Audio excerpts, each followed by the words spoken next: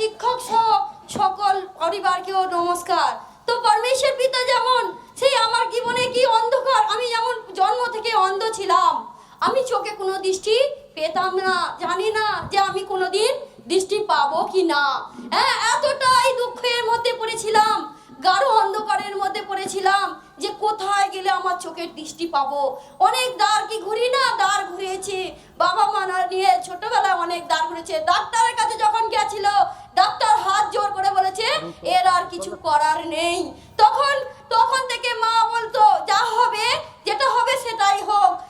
এবার অবহেলিত ছিলাম, যেখানে যেতাম সেখান থেকে আমাকে দূরছাই করে সরিয়ে দিত, কোনো জায়গায় আমি স্থান পেত না। যে দেখতো সেও ঘৃণা করতো, আমাকে এতটাই ঘৃণা করতো।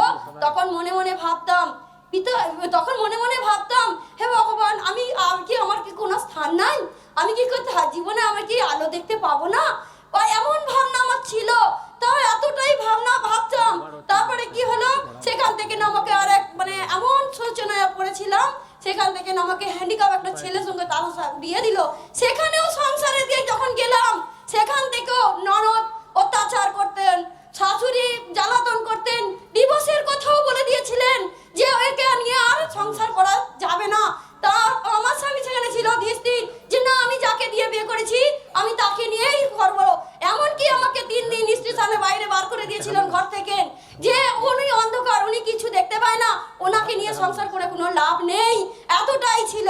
যখন আমি এক দিদি ভাই, আমার বউ দিদি ভাই দ্বারায় যখন আমি ঈশ্বরকে পেলাম, তখন ঈশ্বরকে পেলাম গিয়ে আমি এমনি কিছুই জানি না, গিয়ে খালি আমি বসেছি, যে বসে সাক্ষী শুনলাম, সেই অন্ধের সাক্ষী, অন্ধের শিক্ষা শুনলাম যে যদি অন্ধের শিক্ষা হতে পারে, তাহলে অন্ধ যদি দৃষ্টি পেতে পারে, তাহলে আমি কি পাবো না?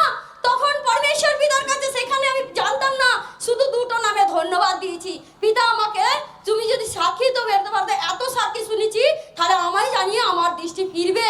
এরম বলে যখন এলাম বাড়িতে, তখনও কি অল্প সামান্য ছিলাম।